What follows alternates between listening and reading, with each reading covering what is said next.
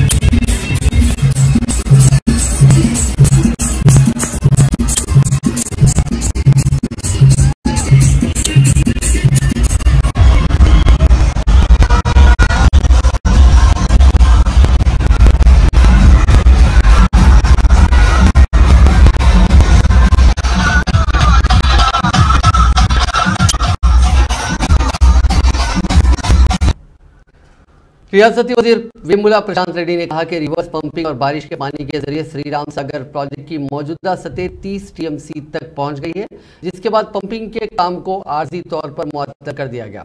वजीर मौसूफ ने किसानों से कहा कि बारिश के रुझान और चंद दिनों में प्रोजेक्ट की सतह पर गौर करने के बाद रिवर्स पंपिंग के जरिए पानी को भरने के अमल का अहया किया जाएगा।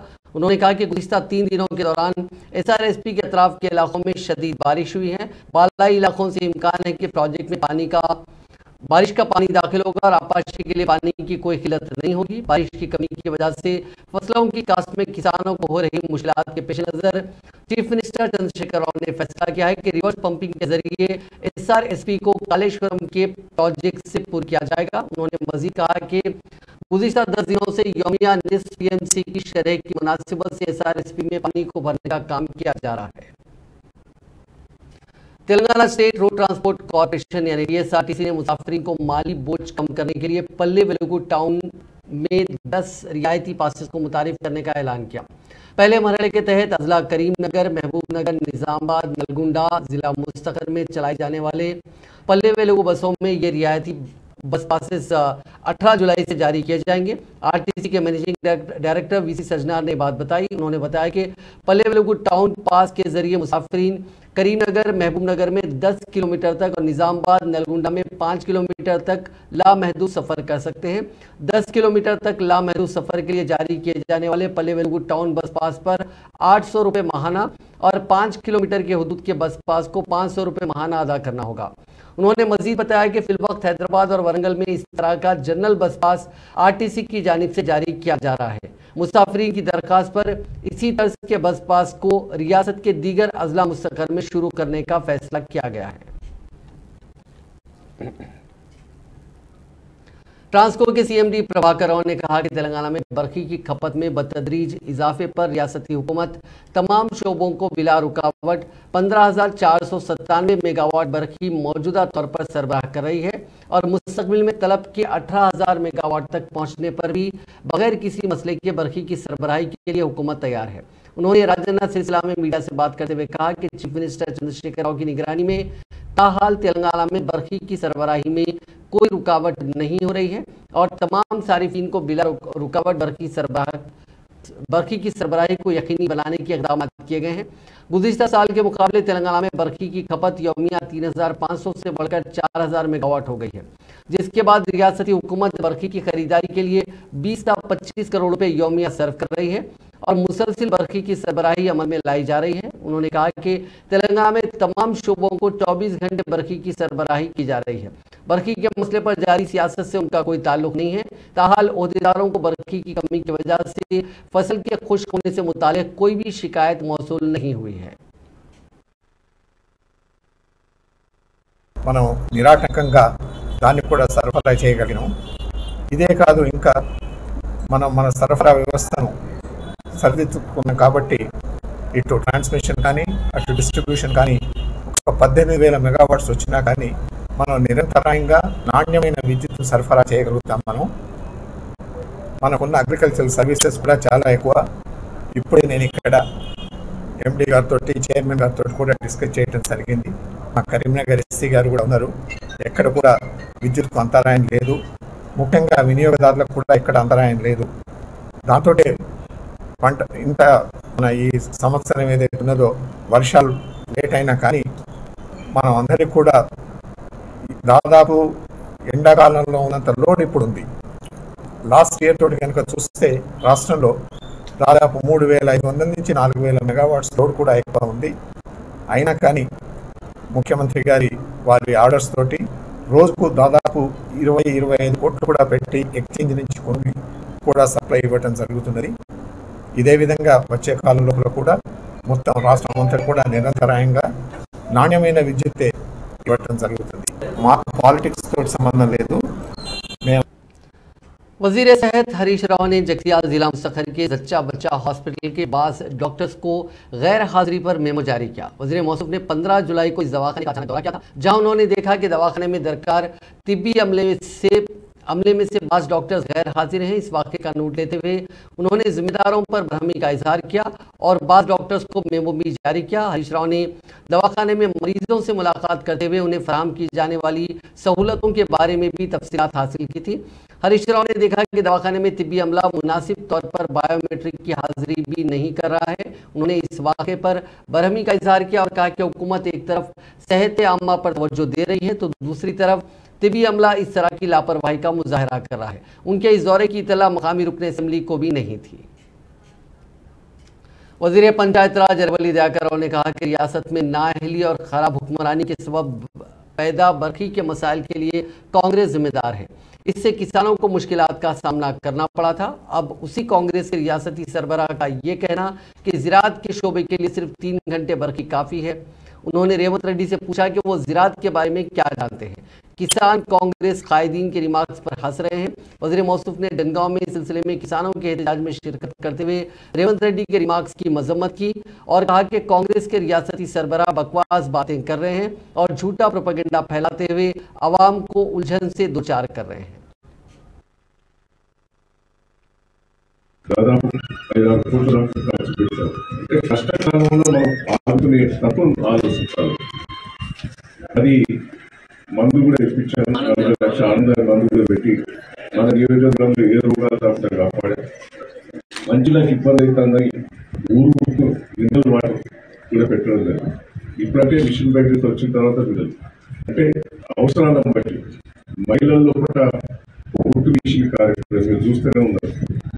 మహిళలకు తెలిసిన వాళ్ళందరికీ కూడా కుట్టు మిషన్ ట్రైనింగ్ ఇచ్చి వాళ్ళకి మిషన్లు ఇచ్చి టెక్స్టైల్ పార్క్లో ఉద్యోగాలు ఇచ్చి ఏర్పాటు చేస్తున్నాం। మీకు కోచింగ్ కూడా ఇచ్చాం, మీ ఎంప్లాయీ పర్పస్ కోచింగ్ ఇచ్చాం, ప్రైవేట్ గవర్నమెంట్ ఉద్యోగాలు 1000 మందికి వచ్చినాయి. మళ్ళా కూడా ఇప్పుడు కోచింగ్ ఇచ్చి ప్రైవేట్ కంపెనీలలో ఉద్యోగాలు పెట్టించేందుకు కూడా ఒక వారం 15 రోజుల్లో పాటు ఒక డేట్ డిస్ప్లే చేసి ఏర్పాటిస్తున్నాం. ఇది పోవాలి పెద్ద పెద్ద కంపెనీలు తీసుకొచ్చి కూడా ట్రైనింగ్ ఇచ్చి ఉద్యోగాలు పెట్టించే అవకాశం చేస్తున్నాం. అదేవిధంగా ఇంటర్మీడియట్ అయిన మహిళలు కూడా ఉంటే దృష్టికి తీసుకురండి. ఇంటర్మీడియట్ మహిళలకు 3 ఏళ్ళు నర్స్ ట్రైనింగ్ ఇచ్చి వాళ్ళే నర్సు పెట్టుకుంటూ 6 ఏళ్ళు వాళ్ళ దగ్గర ఉండేటట్టు కూడా ఏర్పాటు చేయడం జరుగుతుంది. నర్సులు ఫ్రీగా మొత్తం చేసే ఏర్పాటు చేస్తున్న ప్రశ్న ఇట్లా చాలా కార్యక్రమం చేయడం జరుగుతుంది. ఐడియా ప్రశ్న చెప్తున్నాం. ప్రభుత్వం చేస్తున్న కేసీఆర్ గారు మనం కూడా ప్రశ్నించి కూడా మా స్నేహితులు బంధువులతోటి बीआरएस के कारगुजार सदर केटी रामाराव की हिदायत पर बीआरएस कायदी ने किसानों के हमरा रैतू वेदिका पर एहतजाज मुनज़्ज़म करते हुए कांग्रेस और रेवंत रेड्डी के खिलाफ 10 रोजा मुहिम का आज से आगाज किया। इस सिलसिले में महबूबनगर में वजीर सयाहत सिमाज गौड़ की क़यादत में एहतजाज मुनज़्ज़म किया गया। सिमाज गौड़ ने किसानों से दरियाफ्त किया कि उन्हें रेवंत रेड्डी जिस तरह 3 घंटे बरखी देने की बात कर रहे हैं वो चाहिए या मौजूदा 24 घंटे बरखी जिस पर खातून किसानों ने रेवंत रेड्डी के दिए गए बयान पर बरहमी का इजहार किया। इसके अलावा आदिलाबाद में रुकन असेंबली जोगू रामन्ना और नलगुंडा में रुकन कानून साज काउंसिल कौशिक रेड्डी की क़यादत में भी एहतजाज किया गया और रेवंत रेड्डी के पुतले नजरे आतिश किए गए।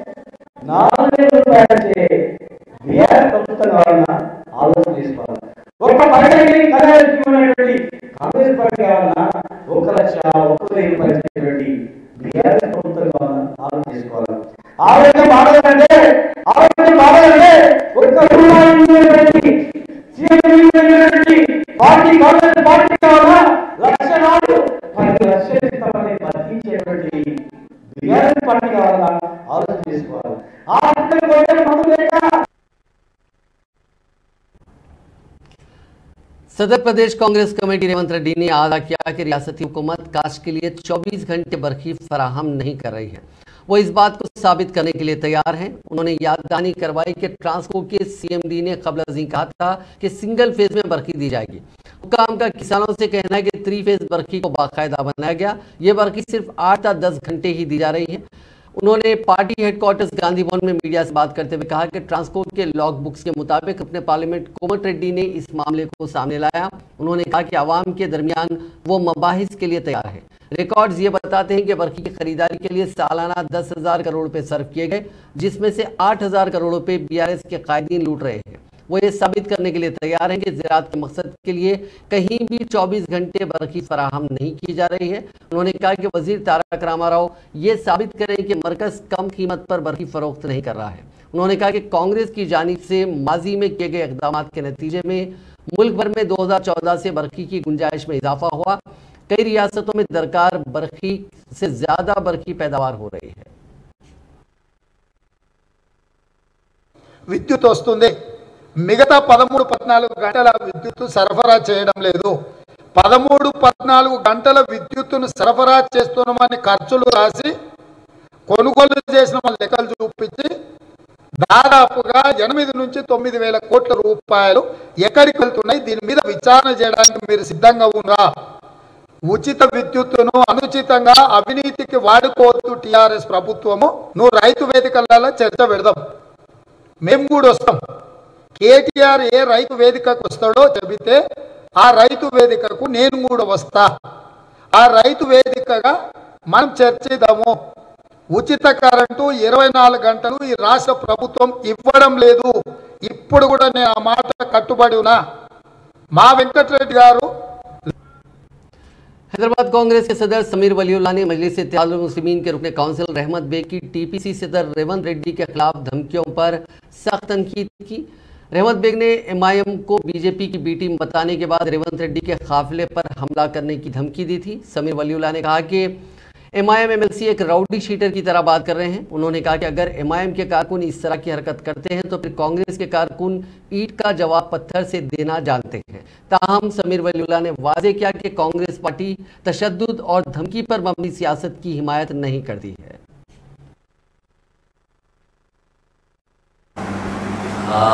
रहमत बेग साहब, माशाल्लाह माशाल्लाह माशाल्लाह, आपको क्या एमएलसी बना डाले असद साहब।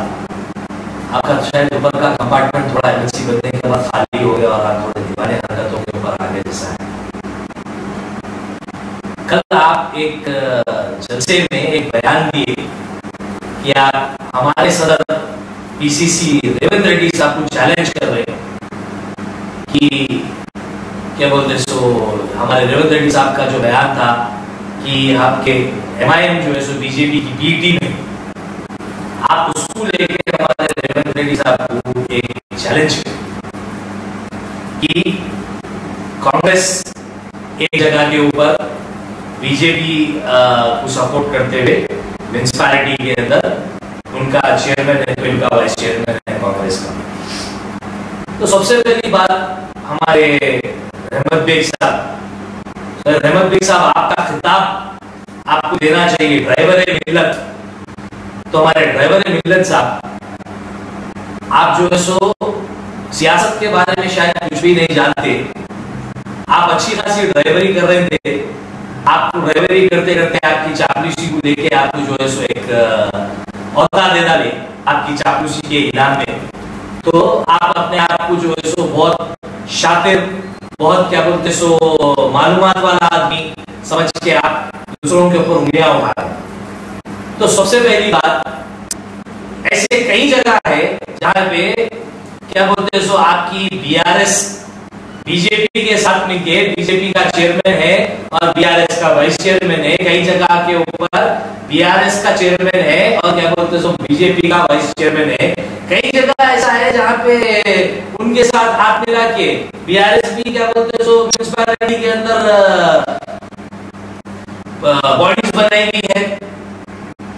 तो आज जब आपके सदर मोहतरम असदुद्दीन साहब ये बोलते हैं कि बीआरएस हुकूमत का स्टीयरिंग मेरे हाथ में है और मैं क्या बोलते सो बीआरएस हुकूमत का अच्छा दोस्त हूँ, उन्होंने सीएम के तारीफा करते बोलते क्या बोलते सो सीएम बहुत बेहतरीन सीएम है, इनसे आला सीएम नहीं है, सेक्युलर सीएम है, मेरे दोस्त है, मैं इनके साथ हूँ, इतने तारीफा करते। तो जब आज कई जगह के ऊपर बीआरएस के साथ मिलके बीजेपी के साथ मिलके जो है सो म्युनिसिपैलिटी की बॉडी बनाई गई है, क्यों आपके असदुद्दीन साहब पे इमीडिएटली असदुद्दीन ओवैसी जो है सो जाना और बीआरएस के साथ अपना जो अलायंस से दोस्ती है तोड़ देना? क्यों नहीं तोड़े? आज जब कई जगहों के ऊपर पार्लियामेंट के अंदर जाके बीआरएस हुकूमत जो है बीजेपी का सपोर्ट करके क्या बोलते सो ट्रिपल तलाक में बीजेपी का सपोर्ट करी, ऐसे कई बिल है जिसके अंदर बीजेपी हमारे बीआरएस हुकूमत जाके सपोर्ट करके बिल पास कर रही।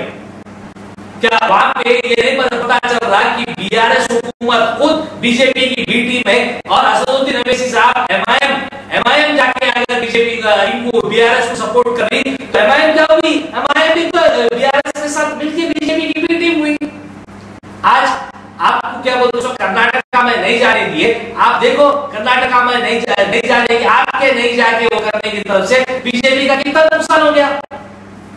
आप यूपी गए, यूपी जाके आप तेलंगाना में जो आपका घर का स्टेट है यहाँ पे आप 7 से 8 सीटें रहते, आप जाके क्या बोलते सो यूपी के अंदर 90 सीटें है जो आपका मुल्क पे आपका स्टेट भी नहीं है, आपको जाने वाला नहीं, आप गए खाली मुसलमानों को गुमराह करें, आप गए जाके। कांग्रेस के रुकने काउंसिल टी जीवन रेड्डी ने वजीर तारक रामाराव को 24 घंटे बरखी की सरबराही के मसले पर रेफरेंडम का चैलेंज किया। उन्होंने गुज़िश्ता रोज वज़ीर मौसूफ की जानिब से कांग्रेस को तेलुगुदेशम पार्टी के सरबराह चंद्रबाबू नायडू की पार्टी से जोड़ने पर भ्रमी का इजहार करते हुए कहा कि बीआरएस की 90% काबीना और चीफ मिनिस्टर केसीआर खुद तेलुगुदेशम से वाबस्ता रहे। बीआरएस पार्टी ही असल में चंद्रबाबू नायडू की जानशीन पार्टी है जो चंद्रबाबू नायडू के इशारों पर चल रही है। काबीना में शामिल 16 वज़रा में से 3 के अलावा तमाम का ताल्लुक तेलुगुदेशम से है। दरअसल मौजूदा काबीना चंद्रबाबू की काबीना है। जीवन रेड्डी ने केटीआर के राहुल गांधी के रिमार्क्स पर भी एतराज किया और कहा कि राहुल गांधी ने भारत जोड़ो यात्रा कश्मीर से कन्याकुमारी तक निकालते हुए मुल्क के इत्तेहाद के लिए काम किया। उन्होंने इंतबा दिया कि केटीआर एहतियात से बात करें, कांग्रेस कुर्बानियां देने वाली पार्टी है। अगरचे कि कांग्रेस ने इंतखाबात में वादा नहीं किया था, ताहम पार्टी ने किसानों के कर्जेजात यकमुश्त माफ किए थे। उन्होंने याद दहानी करवाते हुए कहा कि तेलंगाना के किसानों के बरकी मसाइल के पेश नज़र तेलंगाना की तश्कील के मौके पर नई रियासत को बरकी की सरबराही में ज्यादा हिस्सा दिया गया था। उन्होंने निशानदेही करते हुए कहा कि बीआरएस कर्ज माफी के नाम पर इख्तिदार में आई, रियासती हुकूमत ने कोई बीज सब्सिडी नहीं दी। कर्ज माफी पर अमल दरामद न होने से सूद का बोझ किसानों पर पड़ रहा है। కార్యక్రమాన్ని అమలు చేయక దాటవేసే ధోరణి అవలంబిస్తున్నట్టు ఒక పార్టీ మీ పార్టీ. ఇదే ఉచిత విద్యుత్కు సంబంధించి కూడా చెప్పంటున్నాయి. మళ్ళీ ఏ ఉచిత విద్యుత్తును అంశంపై మనం చర్చిస్తున్నామో ఆనాడు 2004 ఎన్నికల సందర్భంగా ముఖ్యంగా తెలంగాణ ప్రాంత రైతాంగం, మెట్ట ప్రాంత రైతాంగం, ఎగువ ప్రాంత రైతాంగం అదే सीनियर कांग्रेस कायद व साबिक रुकन पार्लियामेंट पूनम प्रभाकर ने रियासती वजीर केटी रामाराव को इंतबाह दिया कि वो अपनी जबान को लगाम दे और कोई भी बात करने से कबल सोच समझकर बात करें, वरना इसका कांग्रेस भी मुंह तोड़ जवाब देगी। उन्होंने कहा कि केटी रामाराव जिस जिले में बैठकर कांग्रेस के खिलाफ नाशाइस्ता रिमार्क्स किए हैं, उसी जिले जगतियाल की तरक्की के लिए 95% काम कांग्रेस ने किए हैं। उन्होंने बताया कि कांग्रेस और इख्तिदार में कई आबपाशी प्रोजेक्ट्स तेलंगाना अजला में तामीर किए गए, जबकि बीआरएस और इख्तिदार में तामीर किए जाने वाला कालेश्वरम आबपाशी प्रोजेक्ट के तामीरी कामों में केसीआर खानदान ने करोड़ों रुपए की हेराफेरी की है। पूनम प्रभाकर ने हुकूमत से मुतालबा किया कि वो किसानों से किए गए वादे को पूरा करते हुए 1 लाख रुपए के कर्जेजात माफ करने के इकदाम थे। उन्होंने बताया कि कांग्रेस अनखरी बीआरएस हुकूमत की मुखालिफ किसान पॉलिसी के खिलाफ एहतजाज मुनज़्ज़म करेगी। भद्राचलम के कांग्रेस रुकन असेंबली पोडम वीरैया ने चीफ मिनिस्टर चंद्रशेखर राव के खिलाफ पुलिस से शिकायत की। उन्होंने वादों पर अमल आवरी न करने पर केसीआर के खिलाफ मुकदमा दर्ज करने की ख्वाहिश की। भद्राचलम पुलिस स्टेशन में ये तहरीरी शिकायत की गई। वीरैया ने कहा कि भद्राचलम इलाके की तरक्की के लिए केसीआर ने फंड्स अलॉट करने का वादा किया था, ताहम इस वादे को पूरा नहीं किया गया। इस तरह उन्होंने भद्राचलम हल्के के आवाम को धोखा दिया। कबलजी रामलैया की तरक्की के लिए 100 करोड़ रुपए का ऐलान किया गया था, ताहम अब तक 1 रुपया भी जारी नहीं किया गया। चीफ मिनिस्टर चंद्रशेखर राव जो शदीद बारिश से मुतासिर भद्राचलम टाउन के दौरे के लिए आए थे, उन्होंने 1000 करोड़ रुपए का ऐलान किया ताकि यहाँ की सैलाब से मुतासरा कॉलोनियों की आवाम की बाजाबादकारी की जा सके। 1 साल के बाद भी ये फंड्स मंजूर नहीं किए गए। उन्होंने कहा कि दरियाई गोदावरी के लबरेज होने का फिलहाल इम्कान है। मरकजी वजीर पुरुषोत्तम रूपाला ने रियासत के बीजेपी कायदीनों कारकुनों को मशवरा दिया कि वो वक्तन फ़ौक़तन बीआरएस हुकूमत की नाकामियों को उजागर करते हुए अवामी मसाइल पर जद्दोजहद जारी रखें। साथ ही मरकजी हुकूमत के फलाही स्कीमात और तरक्याती प्रोग्रामों को घर घर पहुँचाने के लिए इक़दाम किए जाएँ। उन्होंने कहा कि मरकज़ की नरेंद्र मोदी हुकूमत गरीब आवाम के लिए कई फलाही स्कीमात को मुतारिफ की है। उन स्कीमात की मौसर अमल आवरी का जायज़ा लेते हुए इस्तेफादा कुनिंदगान को मरकज़ की स्कीमात से मुस्तफ़ीद होने का मशवरा दें। नारायण खेड़ में आज लोकसभा मेदक और जहीराबाद के बीजेपी कायदीन की कोर कमेटी का इजलास मुनक्किद हुआ। इस इजलास में मेहमान खुसूसी की हैसियत से शिरकत करते हुए मरकजी वजीर पुरुषोत्तम रूपाली ने रियासत की केसीआर हुकूमत को शदीद तनकीद का निशाना बनाया।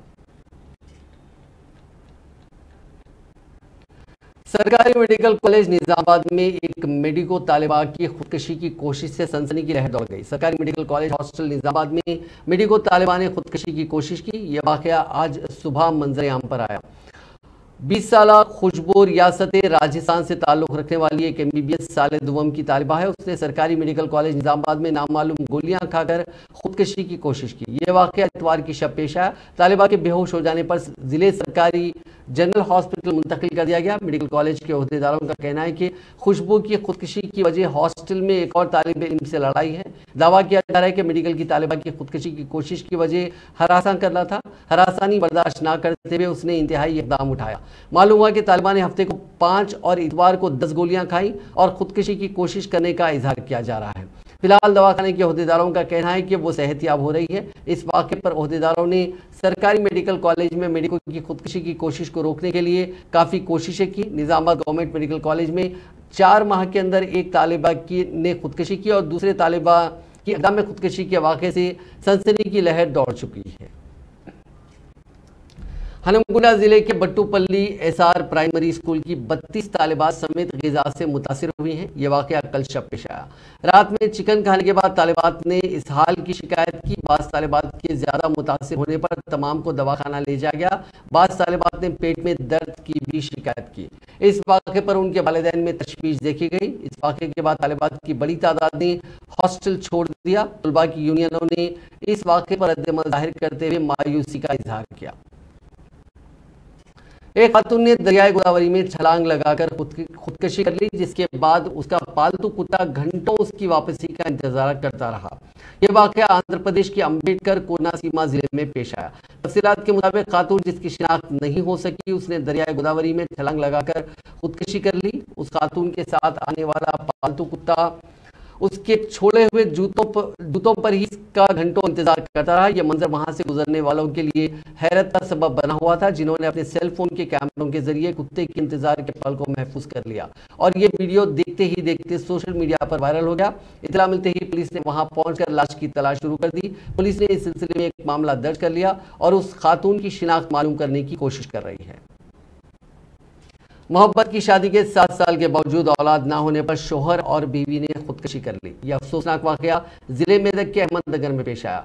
तफसीलात के मुताबिक अहमदनगर से ताल्लुक रखने वाले लक्ष्मण और रानी की 7 साल पहले मोहब्बत की शादी हुई थी। उनकी कोई औलाद नहीं थी। वो काफ़ी मखरूज भी हो गए थे। औलाद की कमी और बढ़ते हुए कर्जों की वजह से वो ज़हनी तनाव का शिकार हो गए।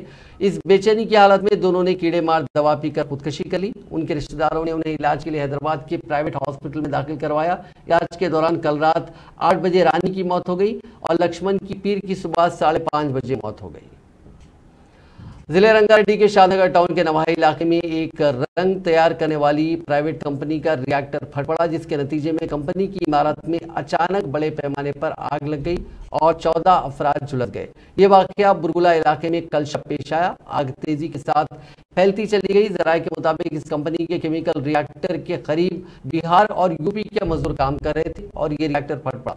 इस वाकये में झुलस जाने वाले अफराद को इलाज के लिए फौरी तौर पर शादनगर कम्युनिटी हॉस्पिटल ले जाया गया। ताहम बाज शदीद तौर पर झुलस जाने वाले अफराद को बेहतर इलाज के लिए गांधी हॉस्पिटल और उस्मानिया हॉस्पिटल मुंतकिल किया गया। मकामी अफराद और कानून नाफिज करने वाली एजेंसियों ने राहत कामों का आगाज किया। जिले वरंगल के वर्धनापेट टाउन में पेश आए सड़क हादसे में एक शख्स मौके पर ही हलाक हो गया और दीगर 4 शदीद जख्मी हो गए। यह हादसा जिले के नए बस स्टैंड के करीब उस वक्त पेश आया जब डीसीएम वैन के ड्राइवर ने उसका तवाजुन खो दिया और यह वैन आरटीसी बस से टक्कर गई। इस हादसे में डीसीएम वैन का ड्राइवर मौके पर ही हलाक हो गया, जबकि डीसीएम में सफर करने वाली 4 खातून मुसाफिरीन शदीद जख्मी हो गई। बस स्टैंड से बस के बाहर निकलने के दौरान आरटीसी बस को पीछे से डीसीएम वैन ने टक्कर दी। इत्तला मिलते ही पुलिस मौके पर पहुंच गई, जिसने राहत कामों का आगाज करते हुए जख्मियों को इलाज के लिए अस्पताल मुंतकिल किया।